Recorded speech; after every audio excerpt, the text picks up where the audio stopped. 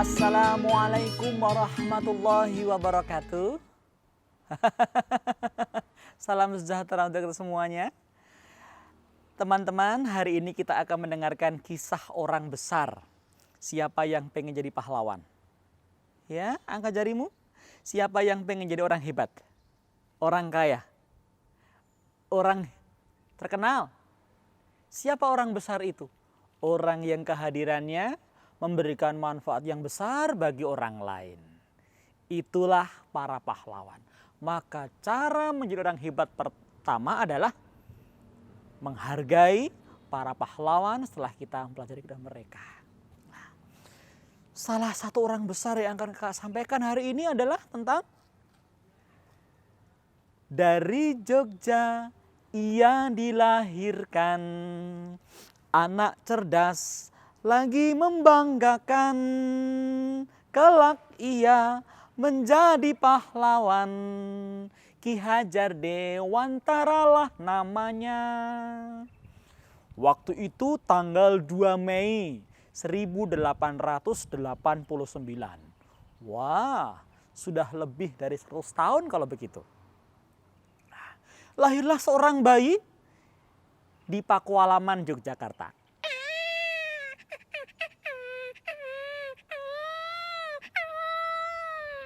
Kakek, nenek, ibu, ayah, sanak saudara sangat bahagia dengan gelar anak ini.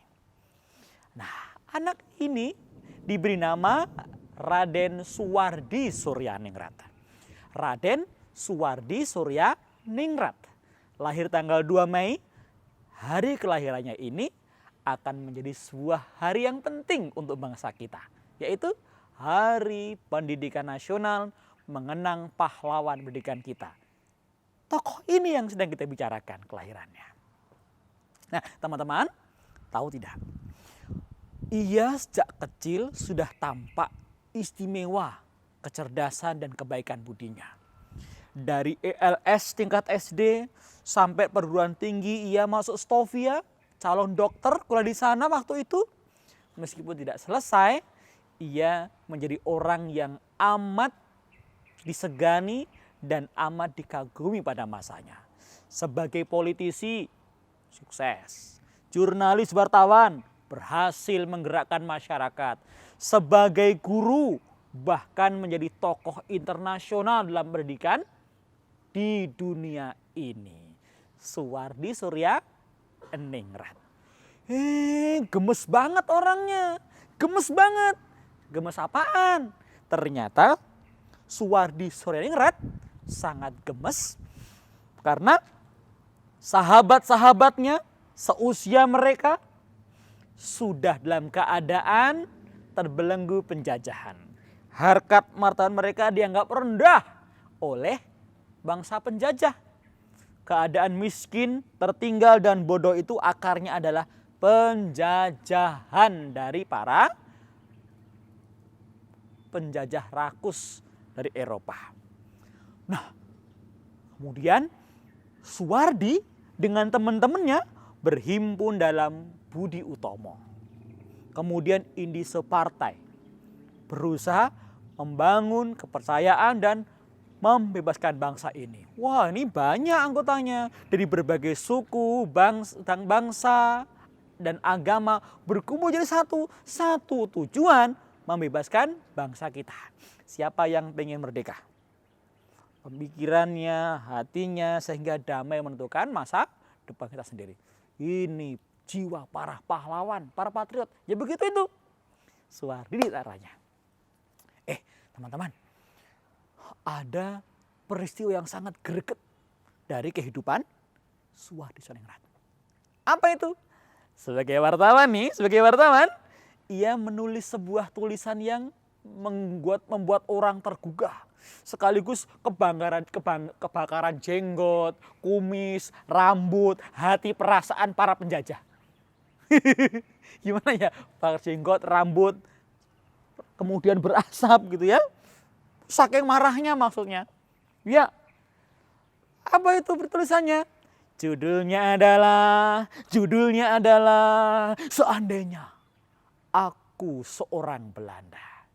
Cie, nyindir nih, nyindir. Sindiran yang sangat bagus. Sindiran seorang jurnalis atau wartawan sekaligus politisi perjuangan kemerdekaan. Mengapa ia tulis begitu? Karena orang-orang Belanda hendak mengambil uang mengutip sumbangan dari rakyat Indonesia. Sumbangan buat apa? Nikahan, sunatan massal. Apalagi? Bikin pos ronda? Bukan. Bayangkan, Belanda mau merayakan hari kelahiran atau kemerdekaan bangsa mereka dengan mengutip uang sumbangan dari negara jajahannya. Terlalu. Tidak tahu malu namanya ini. Ini adalah penghinaan. Ini penistaan, pelecehan. Banyak orang marah. Nah, ditulislah oleh Suryadi, seandainya aku orang Belanda harus punya malu di hadapan bangsa yang ia keruk, ia bunuh, ia rampas, bahkan dikuasai selama 2 abad lebih. Oh, gitu teman-teman semuanya. Nah, Belanda kemudian mengirim pasukannya. Pasukan itu kemudian menggerbek rumah Suryadi, ditangkap, dibawa ke penjara. Karena dianggap sebagai ancaman menghasut rakyat. Menghasut apaan? Ini menyadarkan, bukan menghasut. Bagi para penjajah sih namanya menghasut. Tapi ini menyadarkan orang Belanda agar punya muka yang berwibawa di hadapan orang lain. Yang penting tinggalkan mental penjajahnya. Nah, dengan begitu kan kita jadi kehilangan mental terjajah juga.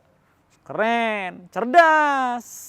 Lalu teman-teman semuanya, setelah Suwardi Suryaningrat di penjara, ada 2 sahabatnya yang setia membela demi bebasnya Suwardi Suryaningrat itu. Siapa dia? Ayo, ingat kembali. Sudah ingat?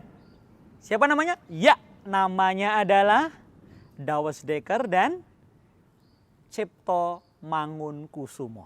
Nah, mereka membela, tapi malah justru mereka berdua juga ikut ditangkap dan diasingkan ke Pulau Bangka yang sekarang bernama Provinsi Bangka Belitung.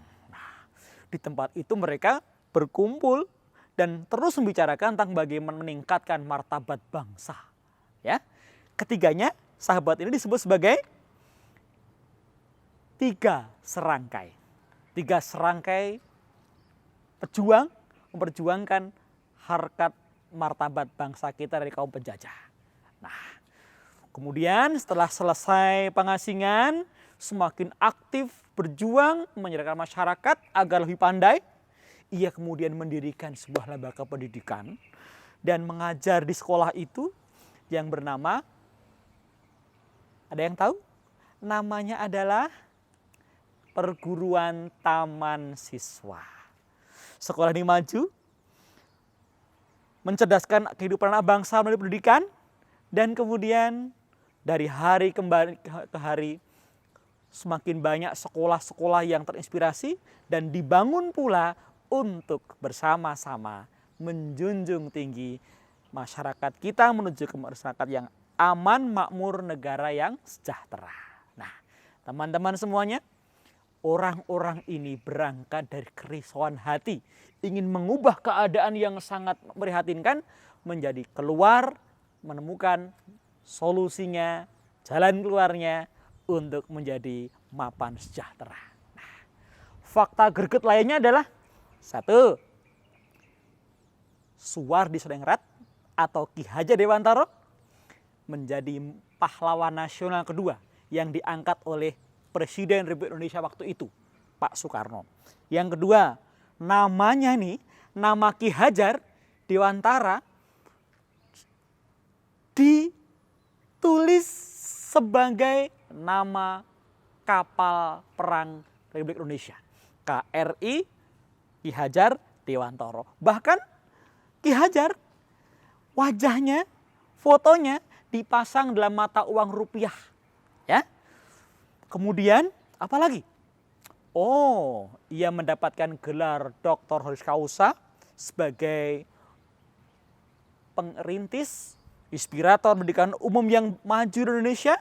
Bahkan ia mensejarkan diri dengan tokoh-tokoh pendidikan dunia seperti Montessori, Froebel, dan lain-lainnya. Dengan semboyan yang kita kenal, ing ngarsa sung tulodo, ing madya mangun karsa, tutwuri handayani. Di depan menjadi teladan, di tengah membangun semangat, di belakang mendorong menuju kemajuan. Ingat, orang besar adalah orang yang kehadirannya memberikan manfaat besar bagi orang lain. Jadilah orang besar dan jadikan bangsa kita bangsa yang besar. Assalamualaikum warahmatullahi wabarakatuh. Neng omah wae yo, nganti tekan ilang virusé.